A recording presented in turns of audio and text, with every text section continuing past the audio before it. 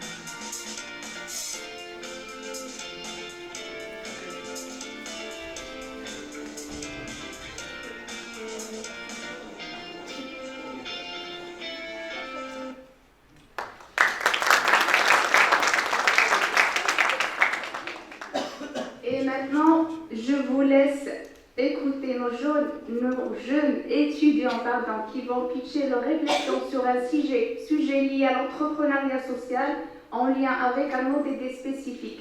Il s'agit de 18 étudiants composant 9 groupes, venant de plusieurs établissements membres de l'AUF, de l'Université Mohamed V, de l'Université Hassan Ier, de l'Université Sultan Moulay Slimane, de l'Université Abdelmalek Sadi, de l'ISIT et de l'INAS.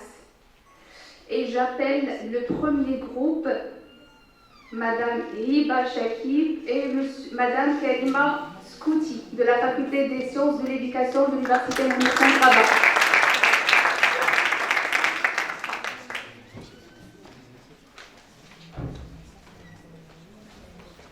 Vous avez 3 minutes pour présenter votre sujet.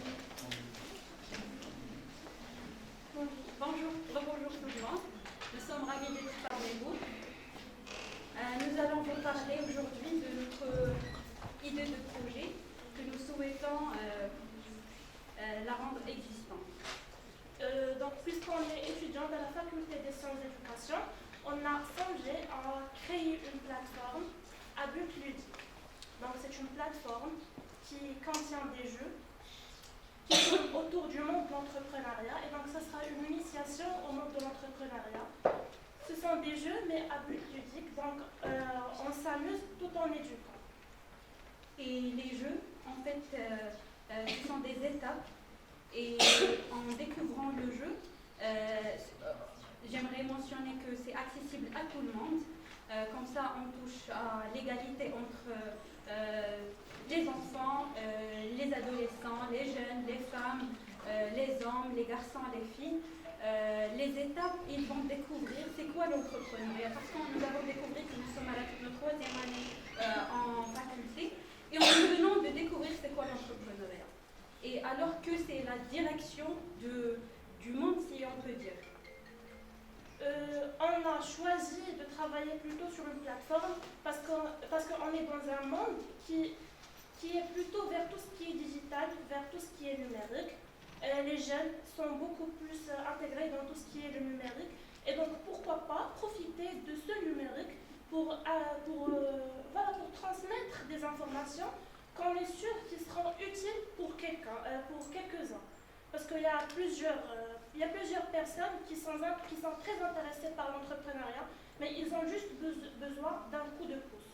Ou bien ils ont besoin des informations. Et ça ne veut pas dire que nous allons oublier ceux qui n'ont pas un lien entre la digitalisation, parce qu'on sait qu'il y a des personnes, il y a une catégorie qui n'a rien à voir, il ne veut pas consulter le numérique, les téléphones, les PC.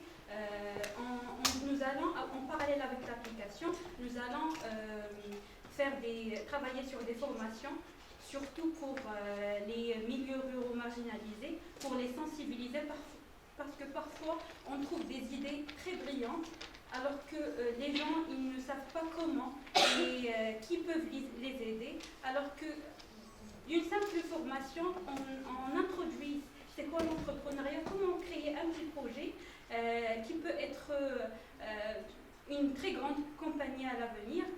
Comme ça, les formations elles vont aider aussi ces gens-là qui n'ont pas accès au monde numérique et au monde digital de savoir c'est quoi l'entrepreneuriat. Donc, on avait déjà dit que la plateforme sera inclusive. Tout le monde a accès à cette plateforme. Comme ça, nous allons créer des opportunités de travail parce que quand tu songes à créer une entreprise, l'entreprise ne marche pas à deux pieds. Tu as besoin de plusieurs personnes et comme ça, nous avons créé nous avons songé à avoir une équipe. Il y aura un chef de projet, un graphic designer et j'aimerais vous parler d'un procédé avec lequel nous allons avancer. C'est le win-win. C'est-à-dire nous n'allons pas faire appel à des professionnels, non, des étudiants comme nous. Des ingénieurs toujours avec leurs études, qui font des études dans l'informatique. Comme ça, ils ont besoin de nous pour leur talent, pour pratiquer leur talent, et nous avons besoin d'eux pour améliorer notre projet. Comme ça, tout est gagnant, tout le monde est gagnant. Vous avez expérimenté. On vous remercie. Merci. J'appelle pour le deuxième groupe Aya Anzouri et Souleymane El-Silali de l'USF Essaouira. Une minute de questions. Oui, si vous l'avez avec le jury, mais très court, une seule question. Ok. Donc On fait question. oui, pour qu'on puisse respecter le temps. Voilà. Une ou deux questions, mais on fait bien sûr pour 15 minutes. Pardon, c'est pour respecter. Si vous avez des questions. Question juste membre du jury pour tout le monde. Je crois juste membre du jury. Alors, moi, je voudrais vous féliciter pour l'idée. C'est bien de relever le constat qu'en troisième année, alors que ce sont des décisions d'entreprise et pas d'entreprise d'entreprise. C'est une excellente chose. Il faut savoir qu'il y a des solutions déjà qui existent. Les business games, je vous invite à aller les voir, les business games. Alors, vous avez parlé de plateforme, mais pas quelle fonctionnalité, comment ça va se dérouler, est-ce que vous avez déjà réfléchi? Oui, c'est juste une application qui va contenir des jeux ludiques. Ça veut dire que ce n'est pas une plateforme, une très grande plateforme.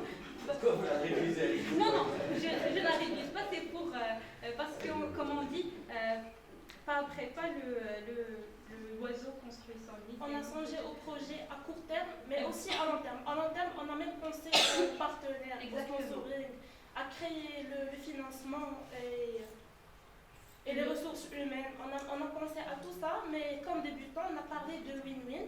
Donc ce sont juste des étudiants qui sont amateurs dans le monde du design, dans le développement web. Et donc ça va commencer petit à petit. Parce que notre premier but, c'est l'ODD 4, l'éducation de qualité pour tout le monde. Nous allons fournir un savoir, des connaissances pour tout le monde. Mais mon but pour l'avenir, c'est l'ODD, oui. C'est la croissance économique et c'est un monde meilleur où aussi l'égalité des chances, où tout le monde a accès à être un citoyen acteur et actif dans sa société.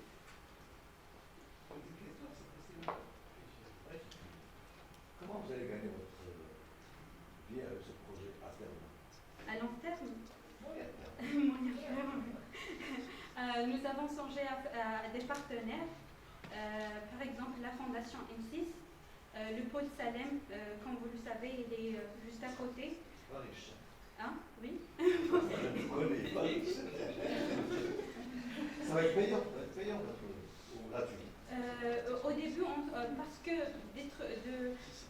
de forcer les gens à nous payer dès le premier pas, alors que nous, c'est notre initiative de transmettre un savoir, je pense que c'est pas notre but.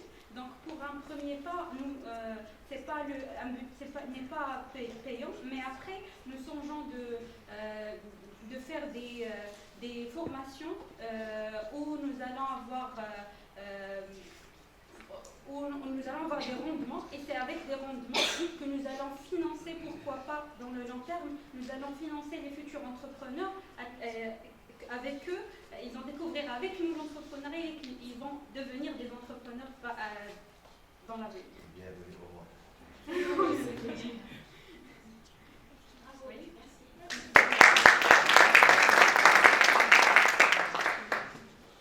Merci beaucoup.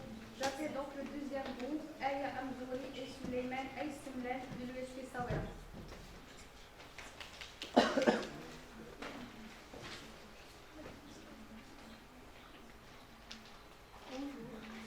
J'espère que vous allez bien. Je suis Aya Amdouri, une étudiante en première année en management du tourisme à l'École supérieure de technologie d'Espagne. On est membre du club CTS, Club de tourisme solidaire. Je vais commencer avec une petite présentation sur le club. Il est un club fondé en 2015 par M. Mohamed Bourrouk, notre professeur à l'université. Il lie entre le tourisme, qui est une activité humaine qui peut être exercée pour plusieurs objectifs, et la solidarité, qui est un principe et une valeur morale. Et afin de promouvoir notre club, il était important de sensibiliser le grand public au principe du tourisme responsable et durable à travers des activités telles que les ateliers, les événements, les formations, les excursions et également les voyages, pour permettre aux gens de découvrir les différentes pratiques de tourisme solidaire et responsable.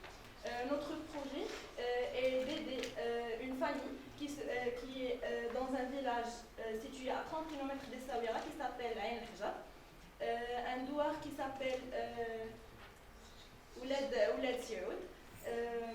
Cette famille veut donner naissance à une petite idée qui est sous forme de créer une petite entreprise, une maison d'hôtes et une pause café pour les passagers, pour accueillir des touristes qui sont de passage. Et puisque le Nord est à l'écart du développement touristique, donc on a encouragé cette idée pour lui donner une naissance. Pour suivre ce projet, il y a plusieurs actions et plusieurs activités à faire.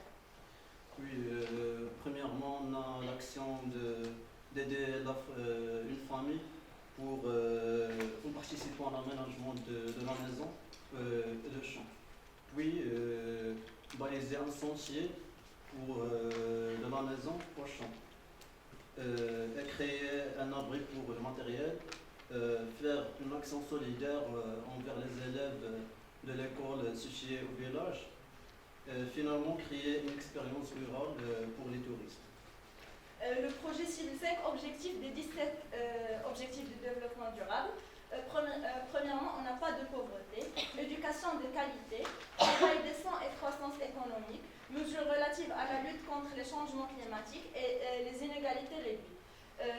On va aider les élèves qui sont dans l'école qui est dans ce village. On va faire beaucoup d'activités solidaires avec les membres du club. Également, les femmes de ce village vont travailler dans cette maison d'hôtes.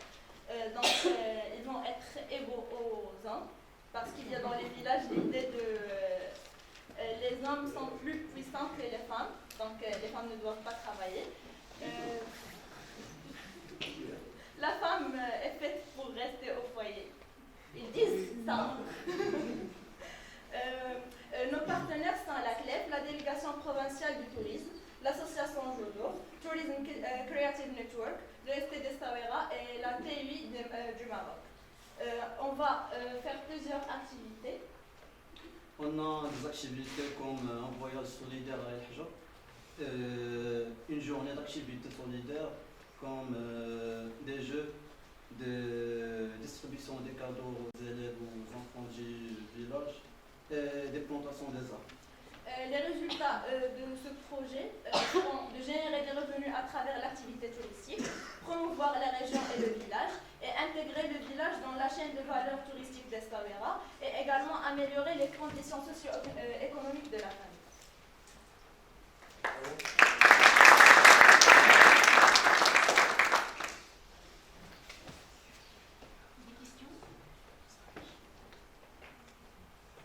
C'est juste pour l'aider, vous avez évoqué un mot comme quoi la femme vierge ne travaille pas. C'est l'inverse. Oui. C'est totalement Non, ne l'inverse. travaille pas en dehors de son foyer. Même en dehors. C'est le grand travail qui par la femme, de l'homme en verra. Ouais. Et aussi pour l'idée, la maison d'homme, puisque à Essaouira, à Agadir, Marrakech, on trouve pas mal d'idées aux alentours dans des villages. C'est quoi la valeur ajoutée sur votre projet? La valeur ce village, il est à l'écart. Au nord d'Essaouira. Il est au nord d'Essaouira et le nord, il est à l'écart des activités touristiques. Donc, il ne reçoit pas de tourisme. Il est négligé. Négligé. Si on peut créer un tourisme durable, responsable dans la maison. Vous avez déjà fait une étude de pêche en faisant des comparaisons avec d'autres villages, Oui. aux alentours de Marrakech, dans la région d'Armel. Oui, oui. Il y a pas mal de villages qui font. Mais ce village, il est trop négligé. Et également, les enfants et les résidents de ce village sont très pauvres. C'est bien. Merci à vous.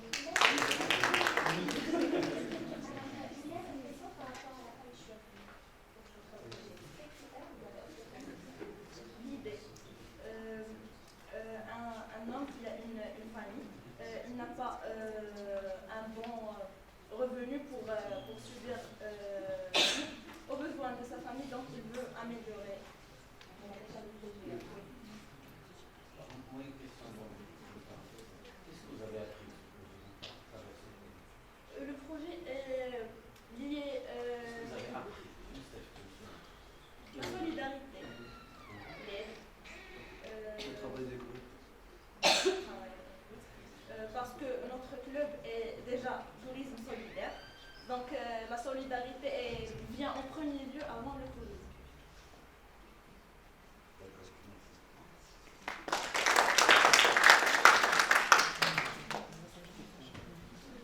Et j'appelle le troisième groupe, Omar Yahyaoui et Moussaad Maroua de l'ENSA Brimlel.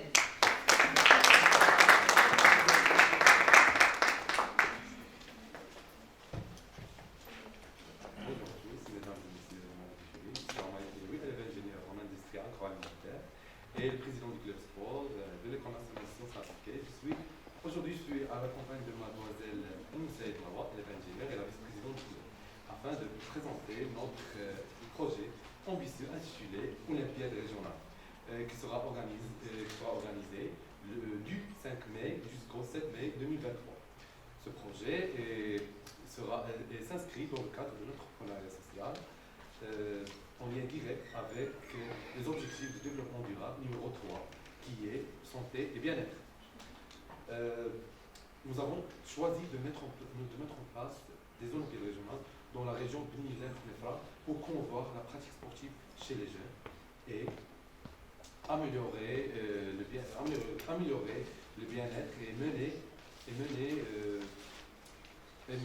une vie saine. Ces olympiades régionales, c'est un événement historique pour la région, puisque c'est la première fois qu'une compétition est organisée et nous sommes fiers d'être les premiers à pouvoir rassembler 12 établissements de l'Université Sultan Moulay Slimane par le biais d'une compétition sportive unique et stimulante. À travers ce projet, nous visons de créer un esprit de compétition sain, aussi de compétition saine, améliorer la l'esprit de coopération et le respect entre les équipes en favorisant les valeurs sportives, les valeurs positives du sport, telles que le dépassement de soi, la persévérance et aussi fair play. Dernièrement,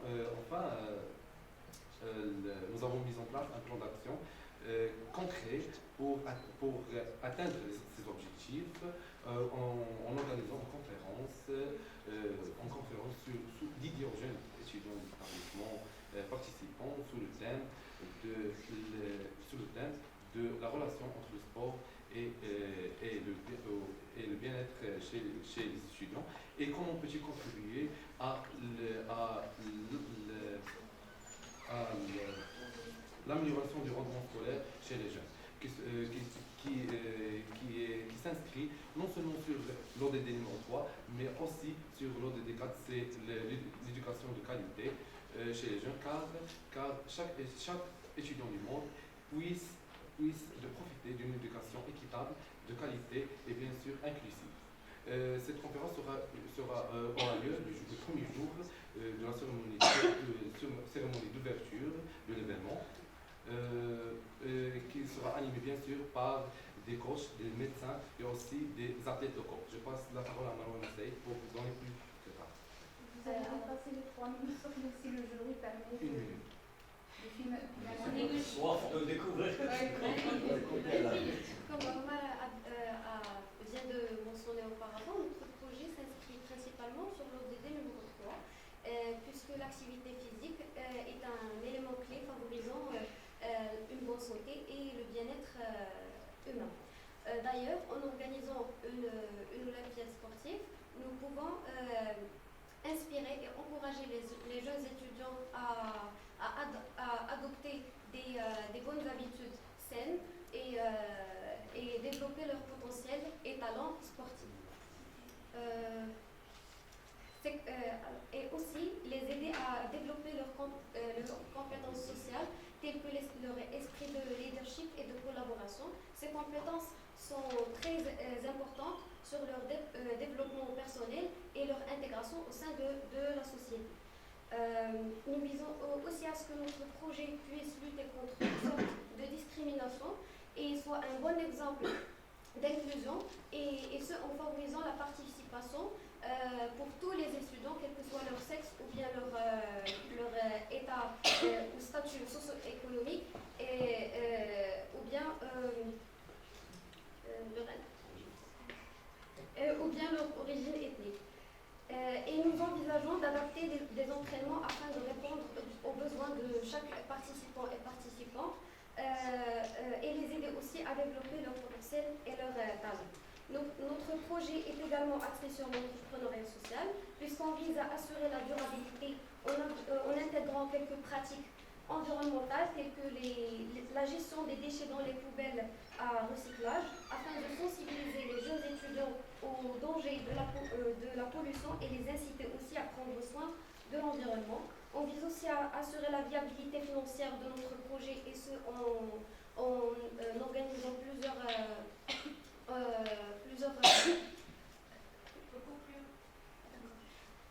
Une phrase de conclusion.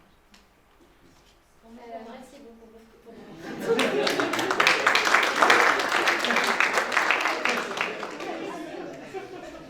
Une phrase de conclusion.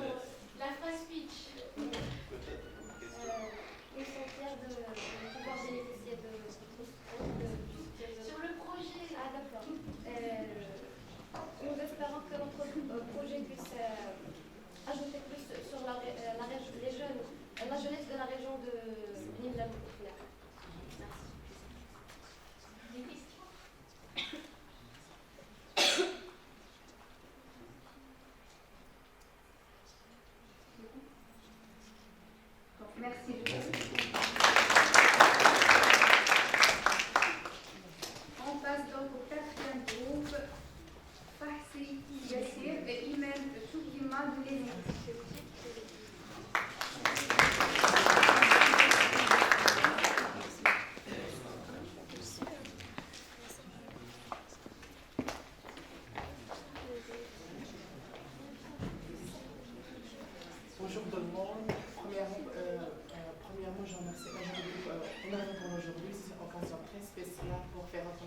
les clubs, faire reconnaissance entre vous, avoir des contacts et aussi pour les jeunes pensions. Le nom du projet.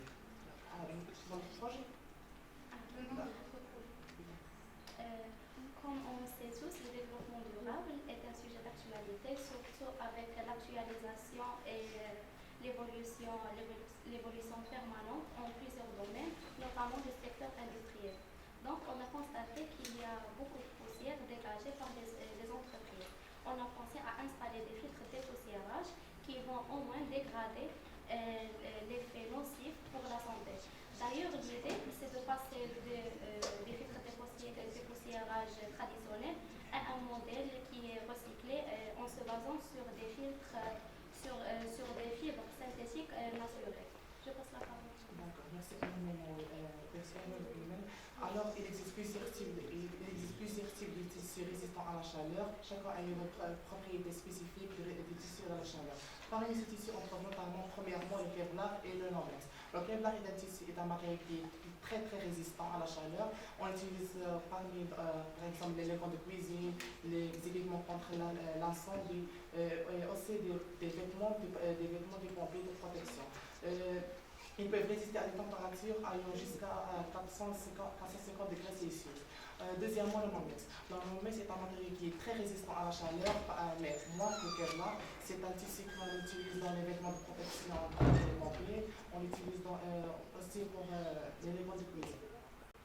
Ce projet a beaucoup d'avantages. Il s'inscrit d'ailleurs aux 4 objectifs parmi les 17 objectifs du développement durable.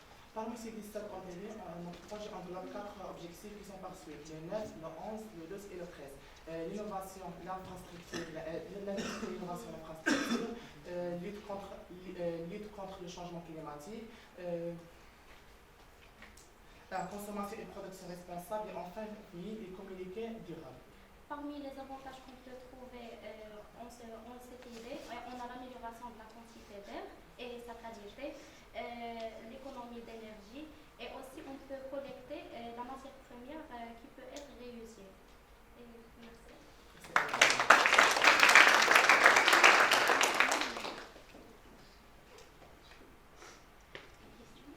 Quelle est l'origine de l'idée que vous avez donné l'idée? En effet, pendant le stage, on a fait un stage au sein de l'entreprise Lafarge qui est spécialiste de la cimenterie.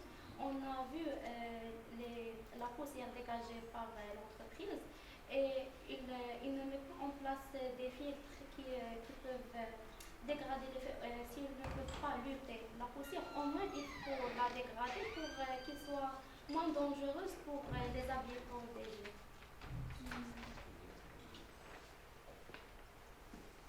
C'est juste la résistance à la température. Vous avez dit que l'effet votre d'électricité 450. Oui, 450 degrés. Mais dans les cimenteries, puisque vous avez effectué votre stage dans une cimenterie, la température peut dépasser plus que 400. Oui, mais en effet, on va installer ces filtres de dépoussiérage pas en suivi de la partie de l'encrassage où la température est élevée. Juste après qu'il Je soit... pose une question directe. C'est une idée de projet. Oui. Donc l'étude technique n'est pas encore faite. Je ne sais pas. Oui. D'accord, mais dans les domaines de la cimenterie, on passe largement le Oui, 450. oui. D'accord, et il y a pas mal de phénomènes qui se passent derrière. Donc, merci bien. Merci. Merci pour votre présentation. Et j'appelle Asma Shakib et Mina Ashouha de l'INAS Tanger.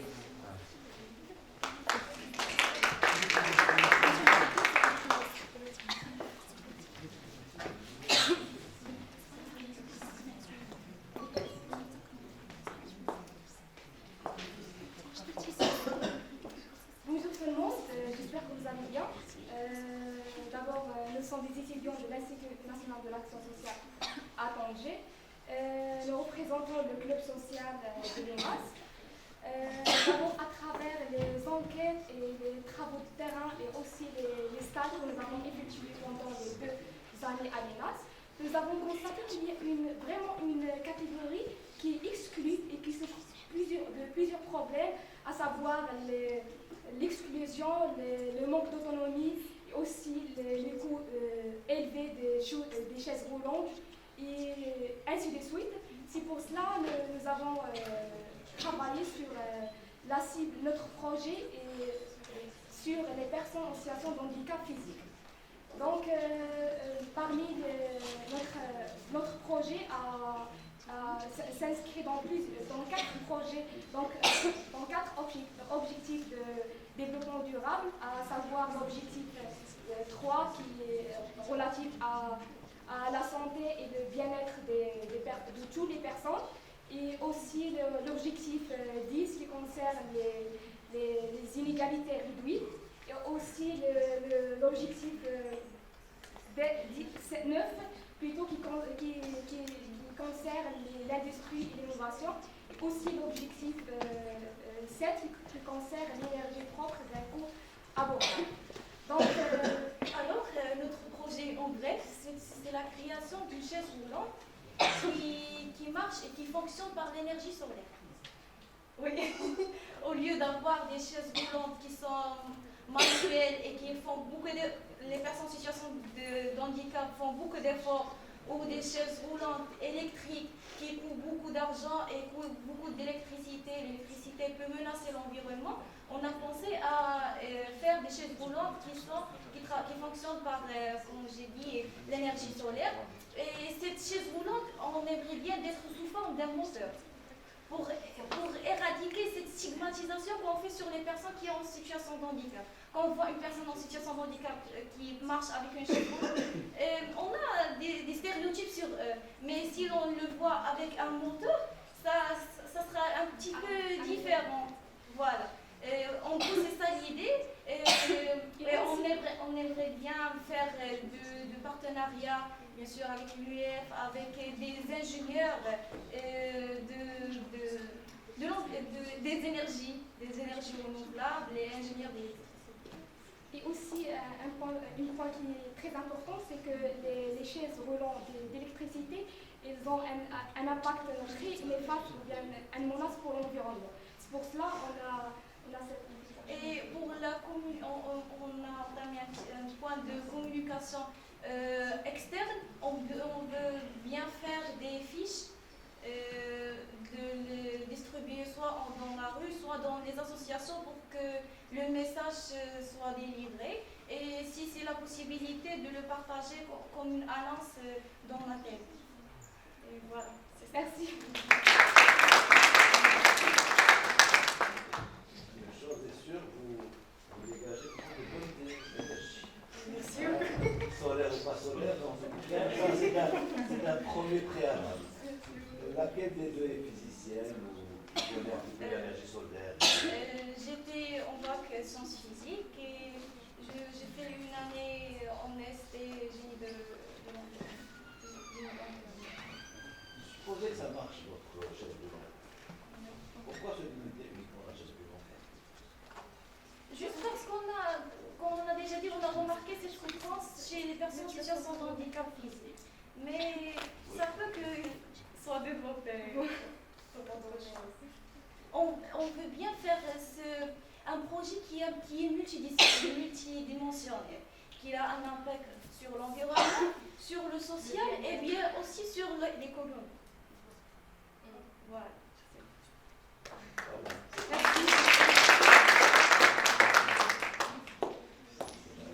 Merci. Le 6e groupe, c'est Madame Assia Hachem et Madame Hajar Tazouri de l'Institut des sciences du sport de Stade.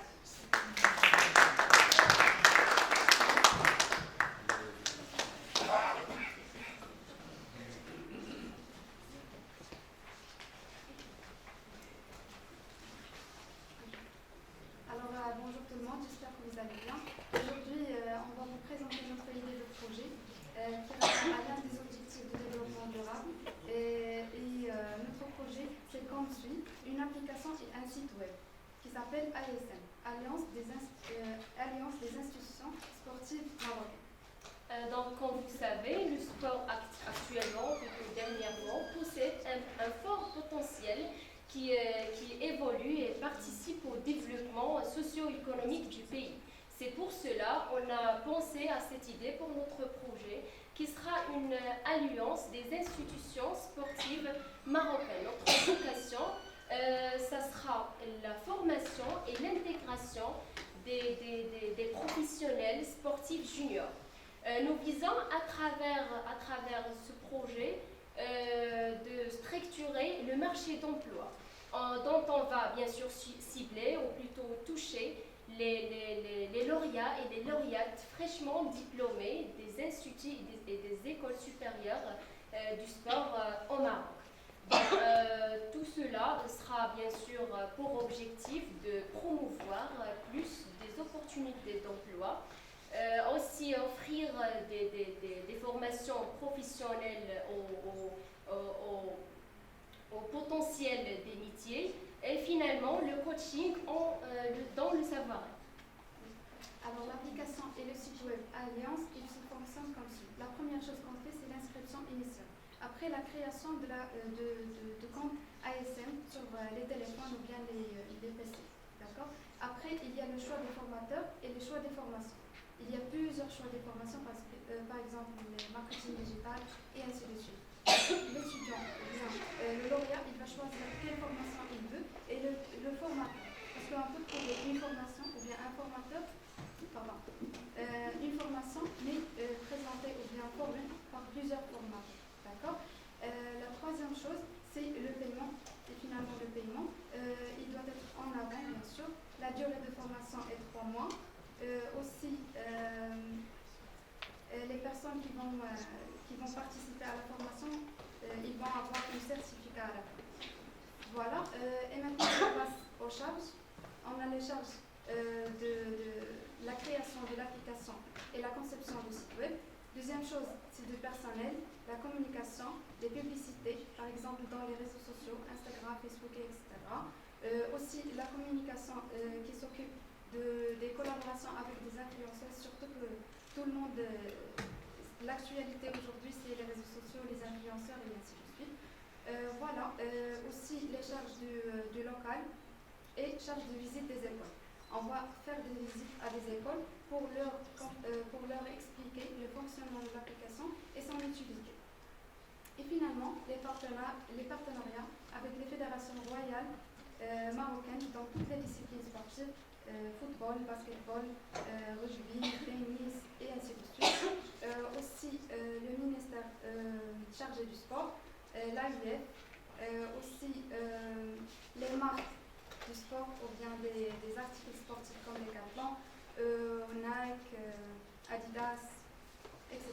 Et on n'oublie pas le ministère de l'éducation nationale et l'enseignement primaire et du sport. Et on vous remercie pour votre attention.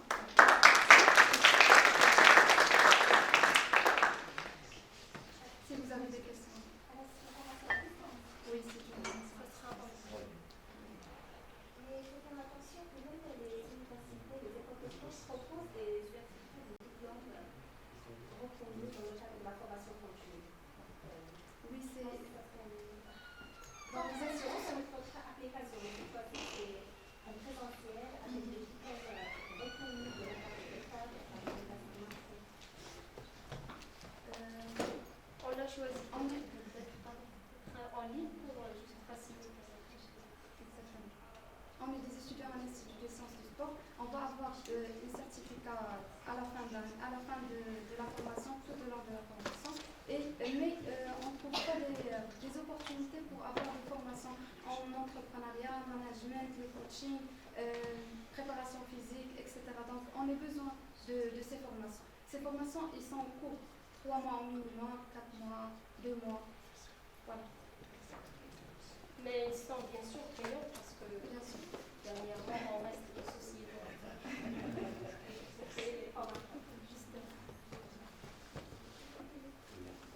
Merci. Merci.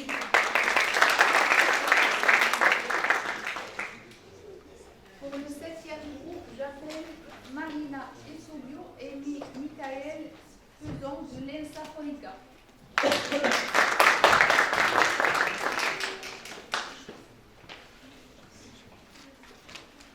D'abord, bonsoir à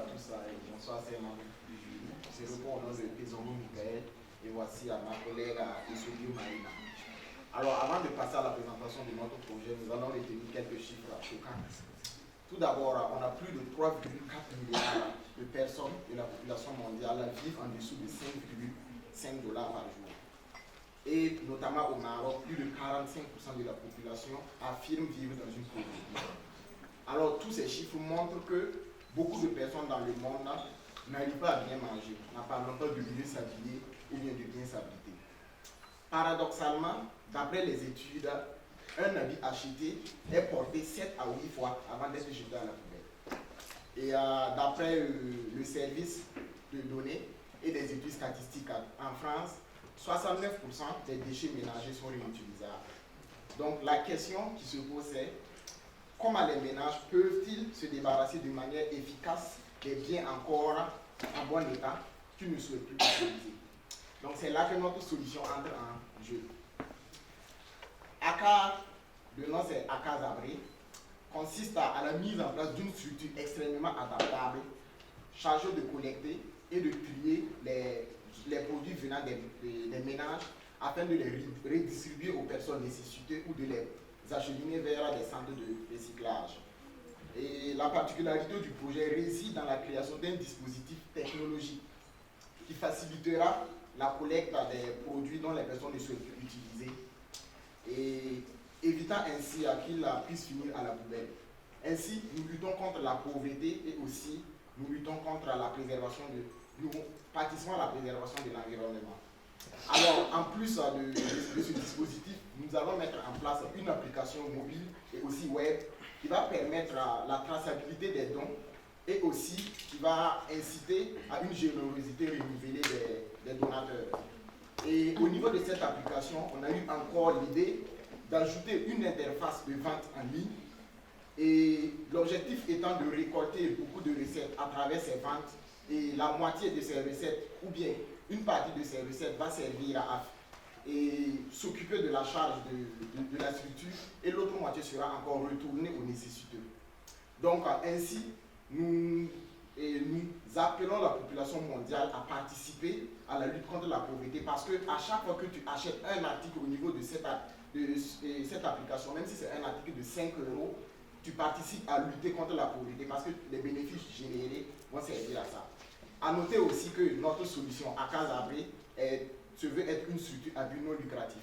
Nous sommes déjà dans une structure à but non lucratif et nous visons une structure à but non lucratif dans le futur. Et je vais maintenant passer la parole à ma collègue pour vous présenter les différents partenaires. Étant une structure qui n'est pas encore développée et à but non lucratif, ACA Zabré prévoit compter sur l'aide de plusieurs partenaires, notamment les sociétés chargées de la collecte des déchets, des États, toute la population en général, et pourquoi pas sur l'aide de l'ONU, notamment les branches comme l'UNICEF, UNESCO et la FMFI. Donc, avant de conclure, et vous allez nous demander d'où nous vient cette idée. Alors, je vais bien sûr répondre avant la question. Il suffit juste de sortir dans la rue et de faire juste 1 kilomètre et de voir les réalités qui se passent. Étant même en ville, nous pouvons déjà voir des nécessiteux qui sont au bord de la voie et qui demandent. Et là, je parle du Maroc. Imaginez en Somalie. La dernière fois, dernièrement, je suis beaucoup d'actualités en Somalie où c'est catastrophe finale. Parce qu'il y a des gens qui meurent carrément de faim, pas de fusil, ils meurent carrément de faim. Et des enfants qui, une fois transportés à l'hôpital, ils ont carrément la peau sur les os. Et c'est vraiment déplorable. Et encore, je reviens sur... les gens vont me demander pourquoi. Les gens vont me demander pourquoi choisir cette idée. Donc je me dis, pour une fois, en tant que, pas investisseur, en tant qu'entrepreneur, n'essayons pas de réfléchir uniquement à ce que les recettes vont nous apporter, à payer à des trucs de luxe, mais essayons quand même de penser à la population. Essayons de penser à des solutions où nous pourrons mettre en œuvre pour que toute la population puisse en bénéficier, notamment les personnes en besoin. Et merci beaucoup.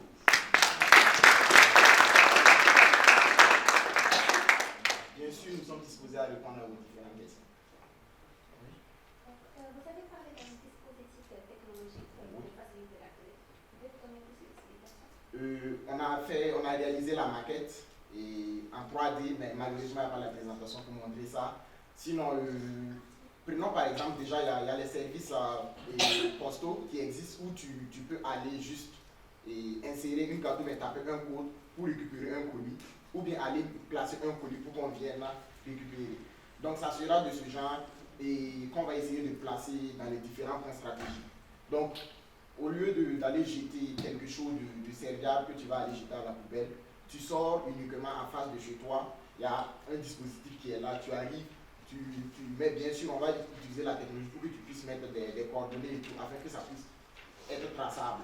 Et là, tu déposes le dispositif, la machine, en quelque sorte, je vais utiliser le terme, va en quelque sorte avaler ça. Et après, maintenant, il y a nos agents qui vont passer, comme la récupération des déchets, qui vont passer récupérer. Et au niveau des différents centres, et on va essayer de trier tout ça. Ceux qui sont réutilisables et seront complètement donnés aux personnes nécessiteuses et le reste sera recyclé. Et je tiens à noter que les ventes qu'on tient à mettre au niveau du site et de l'application, ce ne sont pas les objets que nous récupérons, que nous allons vendre dessus. Non. Les ventes que nous allons mettre sur le site, c'est comme un site de vente classique qui existe déjà, qu'on connaît. Mais les objets récupérés auprès des ménages seront complètement soit recyclés ou bien envoyés complètement vers les orphelinats, les personnes en besoin. Et les produits, comme une société de vente, nous allons essayer avec des partenariats d'avoir du stock, des produits de vente, des habits, des objets électroménagers et tout ça, et pour vendre de manière classique. Maintenant, si tu décides de venir acheter sur notre site, tu as l'esprit derrière qu'en faisant cet achat, tu es en train d'aider une population quelque part à s'en sortir. Voilà.